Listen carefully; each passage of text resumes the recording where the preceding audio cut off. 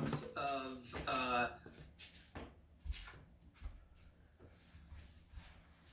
안녕하세요. 매일매일 운동하기를 실천하고 있는 동탄 왕호입니다. 운동을 해야겠죠. 오늘은 12월 23일인가요? 오전 11시 30분을 넘기고 있습니다. 여러분, 오늘은 검은 양말입니다. 양말도 검은색, 바지도 검은색, 위도 검은색, 팬티도 검은색이에요.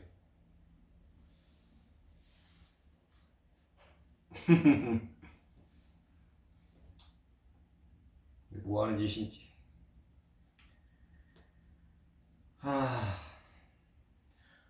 왜 이렇게 아무것도 하고 싶지가 않죠. 너무 하기 싫다, 진짜. 이게 가끔 의욕이 없을 때가 있습니다. 목소리도 안 나오고, 다 귀찮은데, 잠만 자고 싶은데, 출근을 해야 됩니다. 오늘부터 3일 동안 오후 출근, 그리고 토요일 날은 새벽 출근이에요. 이때가 고비입니다. 늦잠 자지 않게, 지각하지 않게. 퇴근하자마자 바로 자고 다음날 다시 또 새벽 출근을 또 해야 됩니다. 일단 스트레칭 하면서 최대한 움직여 볼게요. 역시나 CNN을 보면서.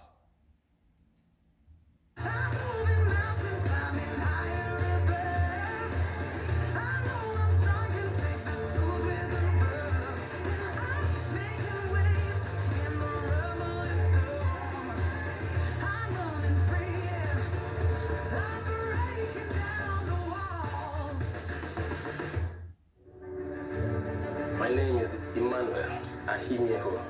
I'm the project manager of Bandana Kaba Road. We don't need to import anything that we need on the road. They are all locally available materials. So people from the community end up becoming suppliers. It has brought communities. And to be able to lead those people to achieve something worthwhile, something that is of value, I feel extremely proud. This is CNN. 2020's in the rear view mirror, and things are looking clearer with a little luck. 2021 might not stop. No more cutting your own hair now. The vaccine's on its way, and it's coming any day. And if things don't run our mind, 2021 might not stop.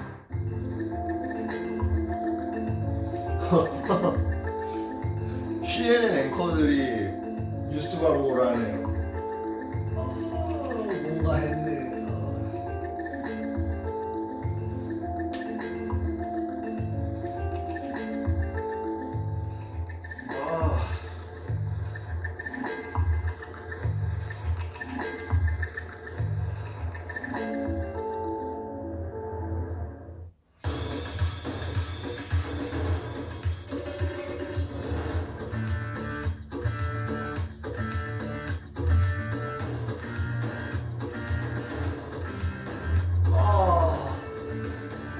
폼 눌러. 진짜 아무것도 하고 싶지 않을 때 이 폼 눌러만 해줘도 스트레칭이 참 잘 되고 좋습니다.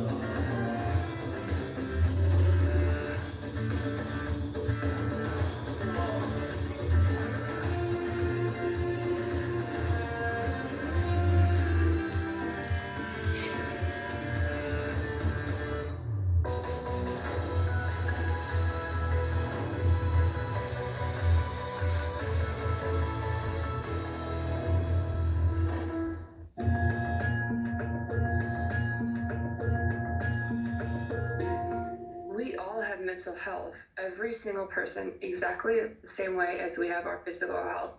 So it's really important that we take care of our mental health, because just like if we don't take care of our bodies, we can become sick. And it's the same with our minds. So lockdown in the pandemic you know, as important as it is to get your heart rate up, to eat right, to take care of your physical health, you have to also try to implement things that are going to help take care of your mental well-being. Every feeling we have is just that, it's a feeling. It is literally a moment in time that will pass and we will be on to the next. So if you can remember that, and remember that it's truly okay to not be okay, I think that's a message that we all need to hear. I'm Nick Payne-Walsh in Sao Paulo, Brazil, and this is CNN. All right, so what has Trump done by threatening to veto this bill? From our reporting and me working phones and text during the show and in commercial, I can't see it as anything good right now except for himself, this kind of illusion that he wanted to do better for you. The Republicans are split in two ways because there are three avenues, okay? The one is that the Democrats bring this up as unanimous consent vote, you know, which means we're just going to go to the floor and vote on it right now. That doesn't seem like it's going to pass muster, that enough Republicans will say, no, we don't want to do it this way, that you'll have to have everybody come back. They were going to come back anyway because there's another piece of legislation that the president is going to veto. But it's about the time that this takes with people not getting help. So if you look at the numbers, 359 to 53 in the House, 92 to 6 in the Senate. 359 to 53 in the House, 92 to 6 in the Senate. What does that tell you? Veto proof. Okay, pocket veto, but veto proof. So what does that mean? Well, the Republicans are saying, Manu Raju says with his reporting, the leaders don't want to renegotiate. So they're basically saying, go ahead and veto it. Now, how does that look? That looks bad for Trump because then his own party has some clearance to say, you see, we weren't always Trump's minions. And he is not going to like that look right at the end. But then you have the Retrumplicans who may be afraid to go along with this bill because he's against it. But what's hurting that effort, which would be the best case scenario, right, in terms of getting more money for people? They don't really believe that he is serious about it. So the delay can go all the way to January 3rd. That's the backstop. What happens January 3rd? The new Congress is sworn. Oh. So what does that mean? That means you have to start again from scratch. Now that to me is the worst case scenario here because Trump could perceive that as him being tough, right? And the congressional leaders, not the Democrats, this is terrible for them, but for the Republicans, they could say, well, we held our ground, even against Trump. And what happens to all the people who are hungry? It all starts again, this bill. So the best case scenario right now is for Trump to be dismissed as what he is, a con. And that this is just another con. Go ahead and veto it, but do it now. And that they may come out and say something like that. Either sign it now or veto it now, because we're going to override you. Or you're going to pass this. Either way, we're going to get what we want, and you're going to hurt people with delay. Now let's bring in Anthony Scaramucci and Michael Smerconish to discuss. Mooch, does that square, Anthony, with what you're hearing from around him on what the play is? I mean, it's an obvious chest thump, right? I want more money for you. I'm the good guy. But he never fought this fight when they were fighting it. So what's the play? It does square, and he had lunch with one of our mutual friends today who is trying to caution him on what he's doing right now. Hopefully he's listening. But listen, I was with him in July of 2017 on Air Force One. He wanted to veto the Russian sanctions bill, and I begged him not to do that. I said, listen, what's going to happen is they're going to override it. They're going to totally emasculate your presidency. And so he doesn't care about that stuff now because he's got 28, 29 days to go. But when he realizes that they're going to emasculate him by overriding his veto, he's going to sign the legislation. That's my prediction because he doesn't want that level of humiliation with the 28 days, 29 days to go. Smerconish is shaking his head no. How do you see it? I don't agree with either of you. I think you're underestimating the president. I don't think the perception of him being the Grinch who stole Christmas is accurate. I think that this is arguably, politically speaking, the most effective thing that he has done since losing the election. The American people aren't going to understand the difference between the COVID relief bill and the omnibus spending bill. They are going to think William Proxmire. You remember, Chris? You remember the Golden Fleece Awards? When they hear things like counting amberjack fish, which is what he said in that video, at a time when Americans are getting $600. The $600 is going to sound like chump change. And it is him, frankly, laying back on those arguments that first put him in office, that he's the champion of the working person and he wants $2,000 in everybody's pocket. I think it's very effective for him. I agree. For him. I'm saying I don't think he can get it done. And there's a cost to the dilatory nature of this, Smirk. Every day that is delayed because we're seeing whether or not, he is going to be Robin Hood or not. People are starving in this country, and the check's not going to come. They are, Chris, but you're looking at the roll call, and you're assuming that those votes in the Senate and the House hold firm. I don't know what tomorrow brings. I don't know what the reaction is on AM terrestrial talk radio and on that other cable station and so forth. I'm sure they're thumping their chests in support of the president, and that base may shake those votes. That would be awesome. But then you still get back to this existential question, Anthony, which is where you been? The Democrats have been fighting for 2,000 for 6 months. And his own staff have been fighting against it. I don't think he's going to get the clean kill on this and be Robin Hood the way Michael suggests, because the facts are against it. But what do you think the chance is that his party doesn't veto and go Michael's way, which is there's too much pressure. He's the guy. He'll haunt us. We got to give him this. Well, listen, I appreciate what Michael is saying, but I think that's Donald Trump 2015 or 2016. It's not Donald Trump 2020. And he's got a lot of things to worry about on January 21st. He's got a direct signal from Mitch McConnell. They've been told in the Senate to knock this stuff off. Trump is just raising money off of this ruse related to the election fraud, all that false nonsense, Chris. And so I just want to frame it as Donald Trump 2020. He's looking at the tea leaves. He's going to get overridden. Mitch McConnell is going to completely embarrass him in the Senate. He doesn't want that. And so he's making noises here, but he'll sign that bill. That is the factor for you to put in there, Michael, into the equation of your thinking, which is who knows what the day brings, who knows what terrestrial radio brings, but how much does Trump want this? That matters also. I think he wants a dialogue with Mitch McConnell now, because as you well know, the president is totally focused on January 6th, and where McConnell has admonished his caucus and told them to stand in line, don't give Trump the vote that he wants. Everybody needs to stand together. Tuberville, we hope you don't go along with the House Republicans who want to challenge the Electoral College. It further suits the president's interests to fight with those Republicans. He thinks he owes them nothing. But if this goes too far, Michael, and you get to January 3rd, people are really in a bad place. Yeah, they are, but I'm not convinced that the court of public opinion points a finger at him when they hear from him the laundry list of aid to Cambodia and aid to Egypt, et cetera, et cetera. Don't forget the billion plus. Why the hell are we getting $600? Well, don't forget the billion plus for his wall in there, and that he wants to extend the lunch thing for rich guys on lunches, to make that a longer-term proposition. This is not a guy who's all of a sudden found Jesus in terms of what the purpose of charity is. I'm only suggesting to you that it's not black and white, that he does not necessarily come out of this, politically speaking, as a loser. No, I don't think you're wrong. I don't think you're wrong, because just asking for more money for people looks good, right? Right. In the backward world of Republican politics right now, which is they're supposed to be the austerity party, but people are in the middle of a crisis, so why were they playing austerity anyway when they didn't play it with the tax cut?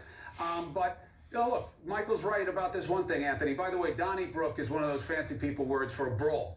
All right? That's what we would have called it. It's not fancy. Donnybrooke's fancy. Term. That's a big word. Biggest word we use is mayonnaise on this show, by the way. I want you to know. So I appreciate you both. We don't know what the day brings, but this is what we do know. Every day without resolution is a day that people don't get the relief they need. This was brilliantly broken down inside and out. Anthony Scaramucci, thank you. Michael Smirkanish, as always, thank you. If I don't see you both, God bless the families for Christmas. All right, so Merry Christmas. How do we do the job in this situation? How do we handle this? All of this is new. We've never seen people do these kinds of things. Norms have been respected. What do? One of the deans of the White House Press Corps alumni, Sam Donaldson, my mentor, is here. How does he see what's going on with the pardons and this last-minute appeal for more money? Does Trump look good? Does Trump look bad? Does it matter? What are we supposed to do? He'll answer all of it in 18 seconds. Next. This is my safe haven, my home. More than 1,000 islands scattered in the middle of the Indian Ocean. Conservation is my life. By working together, we can protect our ocean home into the future. The ocean gives us life. I know I will always be there for her. I hope you will too. Welcome to the Maldives. 아, 몰디브. I'm Selena Wang in Hong Kong, and this is CNN. 가고 싶다, 진짜. 저 에메랄드빛 바다에서 스노클링 하고 싶네요. You can imagine a nightmare scenario where you just have a vast epidemic. There's zoonotic diseases transport from one corner of the world to the other. These are an early warning system for humanity. We are now in a world where new pathogens will come out that will constitute a threat for humanity. The Coming Contagion, Friday on CNN. On the next Eco Solutions. In Tokyo, surprise items on the menu. They might bug some people, but they could help feed the world's growing population. And one person's trash is another's treasure. Chefs find inventive ways to reduce food waste. I'm Selena Wang, and this weekend on Eco Solutions, meet the Japanese innovators bringing new ideas to the table. Eco Solutions, Saturday on CNN. When it comes to Indian food, there's often more than meets the eye. What we know of Indian cuisine is not even the tip of the iceberg. On Reconnect, discover 5 chefs and 5 dishes that take Indian cuisine to new frontiers. High-end cuisine very slowly is going back to more traditional roots. With a helping of nostalgia on every plate. One of those things that never fails to take me back to my roots. Reconnect, Saturday on CNN. On the next Living Golf, highlighting the standout moments of this unusual and extraordinary season. Hear from the first-time major champions, winner of the Women's Open, Sophia Popov, and from the breakout star of the men's game, Colin Morikawa. Join me, Shane O'Donoghue, in Dubai on this month's Living Golf. Sunday on CNN, in association with Golf Saudi.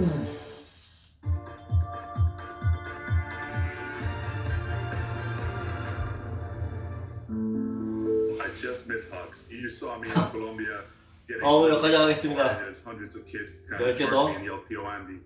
I miss that a lot. My name is Andy Stein. I am the founder and executive chairman of the Orphan Starfish Foundation. And our mission is to help the most vulnerable children around the world. Survivors and victims of trafficking, survivors of abuse, orphans, indigenous children, refugees, and at-risk youth. We help over 15,000 children in 29 countries.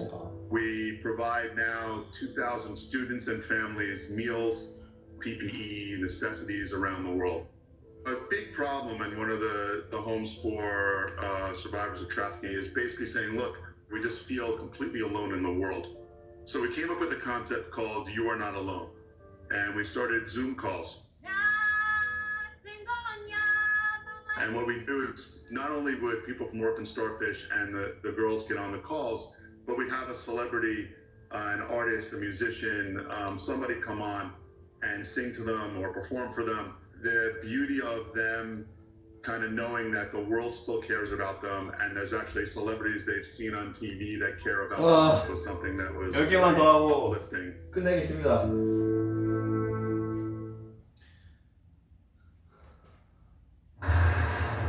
You know, I started bringing you in more on kind of the philosophy or the strategy of our coverage decisions because, you know, we're doing the job for you. So, you know, we've seen controversial pardons before. They've been criticized as presidents taking care of people who took care of them. But like so many other things, while Trump didn't start this kind of problem, he sure did blow it into a new universe. And now we have, again, something I've never seen before. People play brinkmanship with legislation all the time. Not so much during the middle of a crisis.